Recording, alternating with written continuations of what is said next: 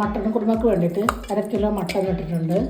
കുറച്ച് ഇഞ്ചി വെളുത്തുള്ളി പച്ചമുളക് ചതച്ചത്, കുറച്ച് ഉള്ളി ചെറിയ ഉള്ളി അരിഞ്ഞത്, കുറച്ച് സ്പൈസസ് പൊടിച്ചത്, 1/2 ടീസ്പൂൺ മഞ്ഞൾപ്പൊടി, ഒരു 1/2 കപ്പ് വെള്ളം, ആവശ്യത്തിന് ഉപ്പ്. ഇത്രയും ഇട്ടിട്ട് നമുക്കിത് വേവിക്കാം.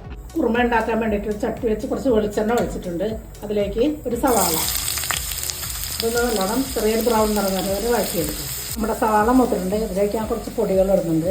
ഇതൊന്ന് മൂത്തിട്ട് തക്കാളി ഇടാം. പൊടി മൂത്തിട്ടുണ്ട്. ഇതിലേക്ക് തക്കാളി ഇട്ടൊന്ന് ഉടഞ്ഞ് വരുന്നവരെ നമുക്ക് വഴറ്റി കൊടുക്കാം. തക്കാളിയൊക്കെ നല്ലോണം ഉടഞ്ഞിട്ടുണ്ട്.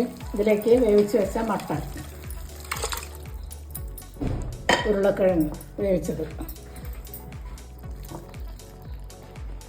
നന്നായി മിക്സ് ചെയ്ത് കുറച്ച് മല്ലിയിലയും പുതിനയും ഇട്ട് കൊടുക്കാം. ബദാം അരച്ചതും കുറച്ച് തേങ്ങാപ്പാലും, നമുക്ക് ആവശ്യത്തിനുള്ള ഗ്രേവിക്കുള്ള തേങ്ങാപ്പാലും കൂടി ഒഴിച്ചിട്ട് നന്നായി മിക്സ് ചെയ്ത് ഉപ്പും എല്ലാം ചെക്ക് ചെയ്യാം. നമ്മുടെ കുറുമ ആയിട്ടുണ്ട്. ഇതിലേക്ക് കുറച്ച് മല്ലിയില, 2 പച്ചമുളക് വെറുതെ പൊളിച്ചിട്ടുണ്ട്, കുറച്ച് ഗരം മസാലപ്പൊടി. ഗ്യാസ് ഓഫ് ചെയ്യാം. മട്ടൺ കുറുമ ഇവിടെ റെഡി ആയിട്ടുണ്ട്. എല്ലാവരും ഒന്ന് ട്രൈ ചെയ്ത് നോക്കുക. അടുത്തൊരു വീഡിയോ ആയിട്ട് വരുന്നവരെ അസ്സലാമു അലൈക്കും.